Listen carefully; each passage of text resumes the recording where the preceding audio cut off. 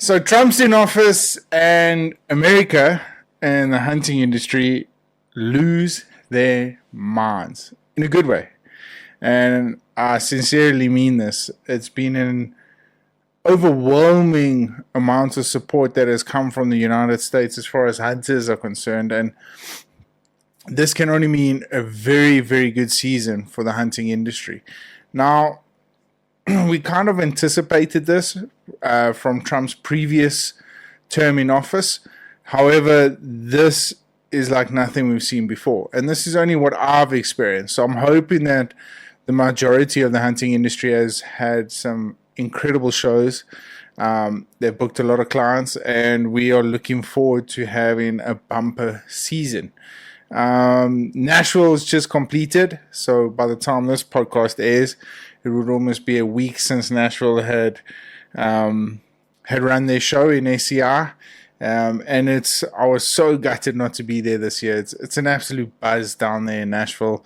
It's a very, very cool venue. It's one hell of an amazing experience, and hopefully we'll get logistics right next year, and we'll be able to pop over to the shows. But like I said, guys, I think it's the Trump effect. It's come into effect already, and he's only been in office for a couple of days now. So, well, we are ready for an exceptional season going forward. I saw Donald Trump Jr. was at ACR, which is always great to see. He's been an avid hunter, and he supports the industry as I'm pretty sure most of the people that voted for Trump. So, guys, with that being said, a couple of years ago when I started the podcast, I used to run a segment where people that used to interact with my channel or my social media feed would ask me questions, and I haven't really done anything since then. I get a lot of questions on a daily basis, and I love answering them. I love interacting with people. I hope I give enough advice for them to make correct decisions and calculated decisions at the end of the day. I'm no means by saying that I'm any sort of expert, but I love just giving some of the knowledge that I've developed over the years as being a professional hunter, outfitter, hunted the South African industry as hard as what I have. So, this episode is based purely on one of those questions. So before we get into it, let's go.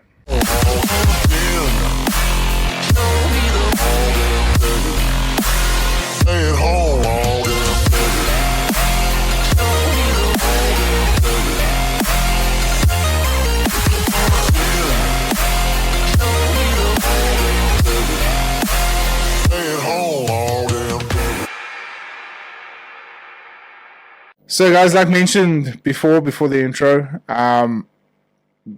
this gentleman he goes by the name of Dave. He says, "Hi Dylan, myself and my 12-year-old son will be coming out to South Africa, more specifically the Limpopo region, in the early June season. I have got a number of tiny 10 animals that I would like to take. However, I would like to find out from you if this would be possible in one safari, and would it be a good idea to pursue the tiny 10, as this will be my son's first safari adventure, and I would like to keep him the priority in the safari. Kind regards, I love what you do. Keep it up, and look forward to hearing from you soon." So, this is a very important question, and I've done a podcast on the Tiny 10 probably some time ago, a good few years ago actually, and I've been very, very fortunate to have the Tiny 10 as part of one of my more interesting lists or packages, if you want to call it that, that I've been fortunate enough to chase. A number of the clients that I hunt have started are in the middle and towards the end of the Tiny 10 adventure. So for those of you that are new to the show, let me just give you guys a little bit of a background. What exactly is the Tiny 10, and why has it become one of the most sought after accomplishments on the Dark Continent? So first off, The tiny ten is more of your, I want to say, uncommon species for the majority of the list. However, so if we just look down the list very briefly, we've got the blue darker, red darker, common darker, which is commonly found across most of South Africa, Cape Graceback, Sharps Graceback, Steenback, Klipspringer, Oribi, Sunni, and the Damara Dik-Dik. So if we had to discuss each animal specifically, the blue darker is probably one of the smallest antelope on the list. It only gets to about 30 centimeters at shoulder height. Prefers like thick forestry vegetation. So yeah, in the Eastern Cape and up towards KwaZulu-Natal, we find them on the coastal areas, and we hunt them hard. We normally hunt them over bait. So what I mean by bait, it can be a various number of things. Fruit. I've seen fruit being put out on the middens that they create, or over watering holes. Or another and it's become more and more popular how we hunt them is with dogs. Funny enough, the pack or the gentleman we use down in the Port Alfred region, he runs a couple of beagles. There's a whole mixture of animals that he runs, or dogs that he runs there, and it's an absolutely amazing experience. Again, these techniques of hunting these animals might not be everyone's kettle of fish, or might not be what you are really the experience that you might want to be after. However, there are different various ways of hunting these sort of species. Red darker are commonly found towards the Natal, Mozambique area. I also know of a couple of guys actually offering them on packages in Tanzania.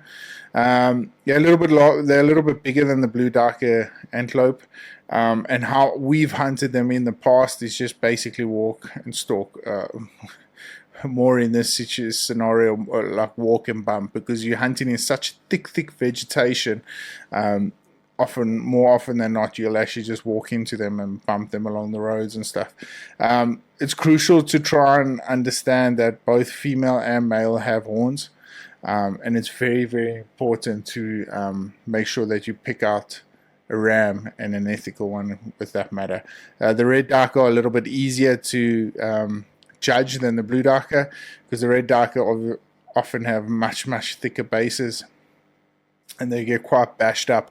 A couple of the red darker we've shot. How I actually managed to suss them out, besides they've got a big set of nuts on them, but besides that, just having a look at the base of the horns, I often rub them up against the lower parts of a tree, so they'll normally have like tree bark and stuff stuck in the bases, and that's how on majority of them, that's how I've picked it up, and we've managed to take good rams out of that. Then your common darker species, some hunting packages, I've seen them name it as a grey darker. Find pretty much across all of the southern African region, so from South Africa, Namibia, Zimbabwe, Mozambique, and then all the way down Swaziland, Lesotho. There's the common darker is pretty much everywhere. Cape Graceback, predominantly found. They're nocturnal species, predominantly found in the Eastern Cape and the Western Cape regions. Funny enough, actually, in South Africa, in the Eastern Cape, not too far from Queenstown, where I'm based, there have been sightings of the Cape Graceback moving their way more towards the East Coast side, which is very unusual, but very encouraging, because normally nocturnal hunting them at night with dogs has become a common problem, especially in the Eastern Cape region. But hopefully we can build those numbers up. It's a beautiful animal, and it's fascinating to hunt them at night, because it's not as easy as what one would think about walking in the fields with flashlights and stuff. You still got to make ethical calls, and you still got to be able to understand the responsibility you have when you have one in sight, because you can easily make a bad mistake on a female. And you've got the Sharp's Graceback. That's predominantly found in the woodlands area, Zimbabwe, Mozambique, and Zambia. I have been to a number of camps or lodges that have got them in Limpopo region, in the Bushveld area. I have seen them there. Whether they were bought into those properties, I'm not 100% sure, but that's more commonly found. The Sharp's Graceback is more commonly found in Mozambique, Zimbabwe, and Zambia, those areas. Steenbok, one of my favorite animals of all time. Those are as common as what the grey duck is. You pretty much find them all over the show. Beautiful little animals, and yeah, they've got a much short, stubbier face. They've got a white ass, which is always fun to see when they run away. But a beautiful, beautiful animal. Definitely, one of these. A lot of these animals, if you're coming out on your first safari, to take them opportunistic is very, very important. So understand that if they're not part of your package, if you do see one and your professional hunter says, look, that's a really nice ram, be open to the possibility of being able to shoot that animal, because you might, the scarcity of them and the elusiveness of them, you might only get one opportunity at it. Steenbok are generally territorial, so if you see a ram in that area, you'll be able to get back there and understand that you'll be able to hunt him again. Klipspringer, one of the hunts that has just recently been confirmed for me. This year, I'll be chasing my first ever Klipspringer. I've hunted many with clients, and it's an absolute jewel of a hunt.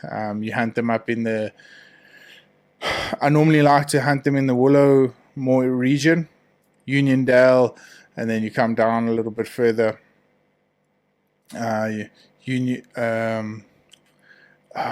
What's a place closer to Port Elizabeth? Uitenhage. There's a couple in that area. And then you get down to Graaff-Reinet. That's a very special area for me. One of my most memorable hunts is a Klipspringer, and it's something that will live in my memory for a very, very long time. We got up into the Sneeuwberg Mountains. If you haven't yet, just go along and check out my Val Rooibach episode where we hunted that region. And we get there, and my client Jared, this was an absolute epic adventure. So we left the lodge at about 4 o'clock that morning. We get up into Graaff-Reinet, and the idea was we were going to hunt Val Rooibach, Klipspringer, and then Sharp's Graceback. Cape Graceback, and then head back to camp. So this was a full-blown, full-day hunt. So we get up into the Sneeuwberg Mountains. We get up top, and we arrived there just at the crack of dawn, and we started setting up. But we were a little bit deterred from what our actual goal was. We were meant to head in and hunt Klipspringer early, and then move on into the Val Rooibach. But the herd of Val Rooibach came darting past us as we got to the top of the ridgeline. So we grabbed our stuff, unpacked, we headed up, and we started chasing these fallies. And eventually we got them down into a bowl where they couldn't really come up away from us. They had to turn and come back the same way they went in. So we had pretty much of a 250 to 300 yard shot as they filtered down into this bowl. They didn't really know we were there or followed them into the bowl. So we made our way down, and Jared shot a beautiful Val Rooibach. And then after that, obviously it took us some time to get it back up.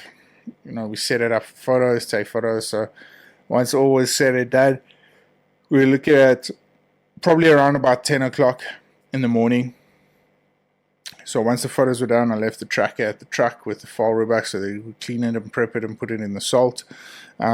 We headed out, and we got to a group of Klipspringer. Now it was a beautiful, beautiful ram.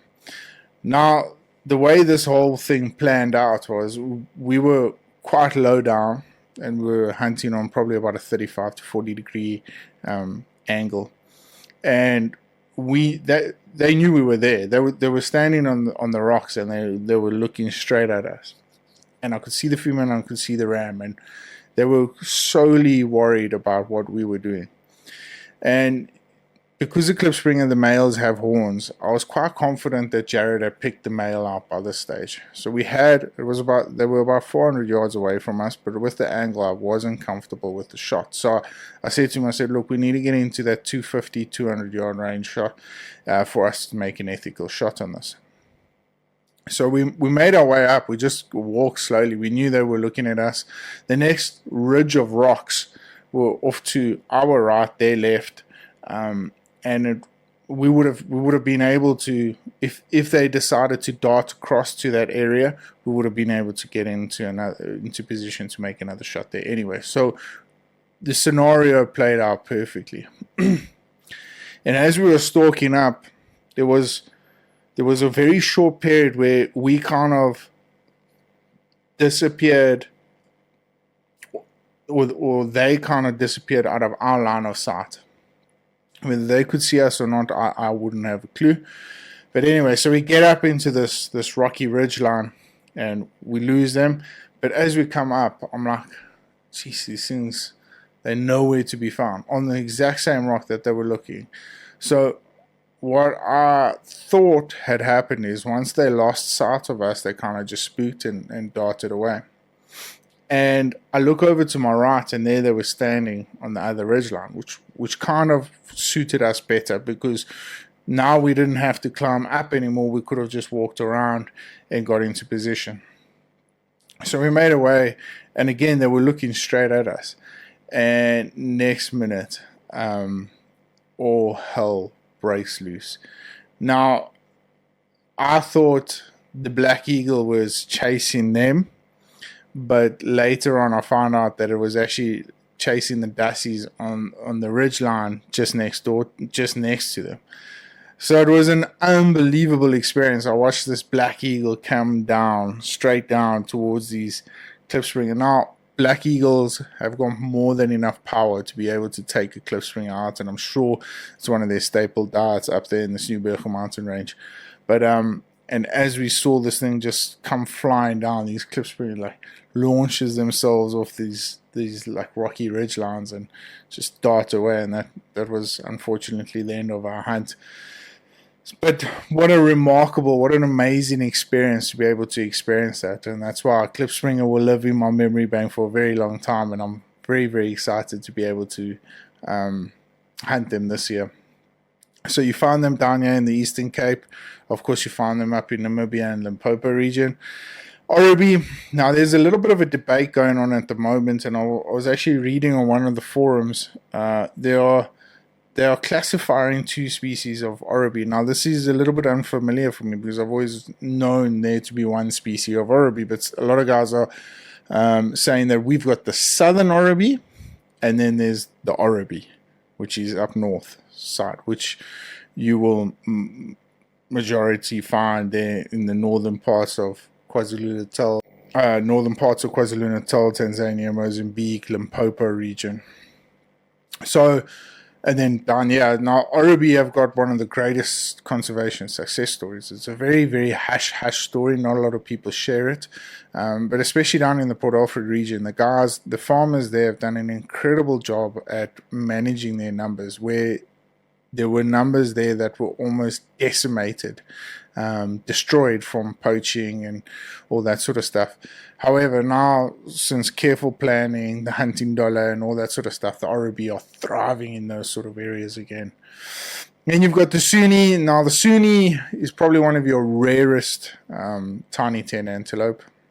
Number one, permits are an absolute pain in the ass to get, especially in South Africa. They're commonly found in Mozambique and Tanzania and those places. However, we've hunted them in northern Natal and a lot of the time up in Zimbabwe as well. I'm sure they do have. I've never seen, but I'm sure they do have up in Zimbabwe.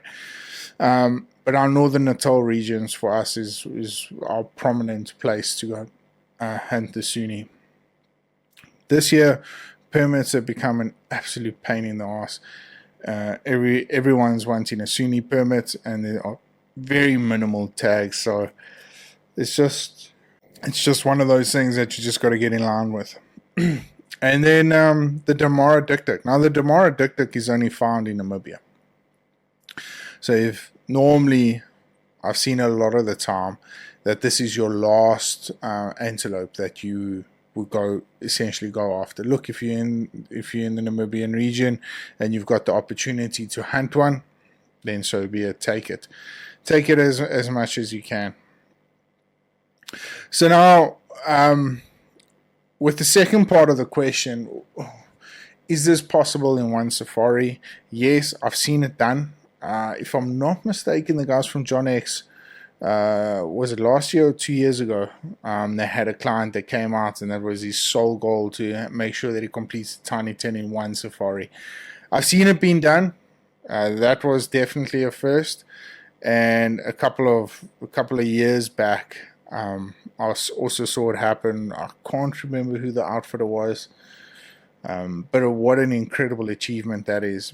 But majority of the time, you'll have to come in and come numerous amounts of times. As far as hunting permits are concerned, majority of the Tiny 10, you do need a specific permit, whether it be tops or whatever it may be. I know the Sunni and the Arabi, you need a CITES permit if you are hunting them in South Africa. And then, of course, legally, you have to have a professional hunter that is registered in that province to hunt them. Caliber of rifle, I've seen guys. I've personally shot a blue darker with 375. Not me personally, but with a client.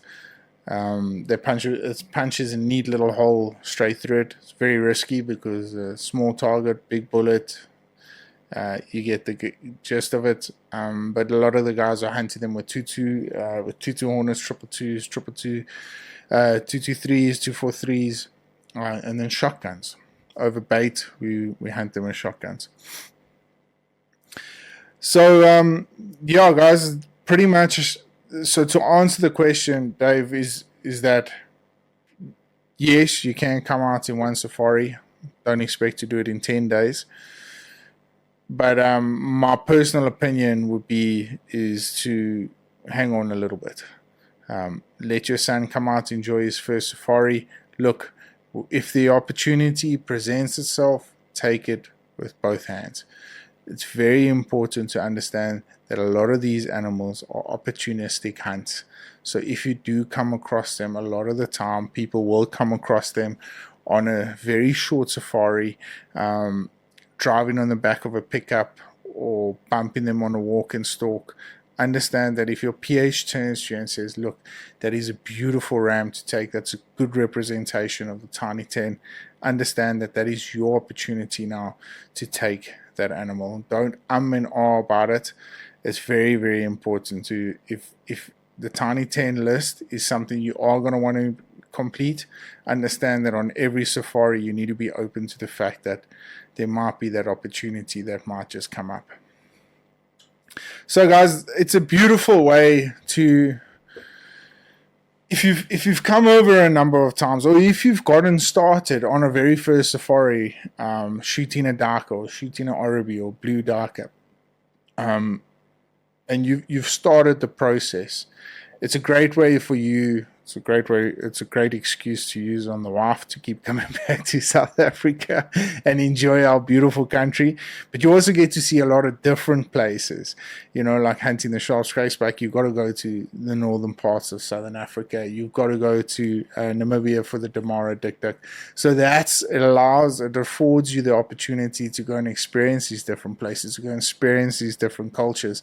And that's very, very important in understanding that if this is something you are going to pursue, be open to the fact that you are going to be traveling quite a bit to other parts of the country, which is not a bad thing. I love it. I absolutely love it. I love experiencing Natal. I love experiencing Limpopo. I'm yet to go and experience Namibia. I would love to do so. We've got a bunch of dikdik that we have to shoot that side, so I'm hoping to get that done in the coming months. So, yeah, guys, basically that's it in a nutshell. That is the full-blown Tiny 10. So just to run through that list again, you got the blue darker, red darker, common darker, Cape graceback, sharp graceback, steenback, Klipspringer, Oribi, Suni, and Damara Dik Dik. So those are your 10 animals that fall on the Tiny 10, and you can tick them off when and how you like. Completing the Tiny 10 is one hell of an achievement. It represents South Africa and the southern parts of Africa as best as possible, and it's a massive, massive achievement at the end of the day.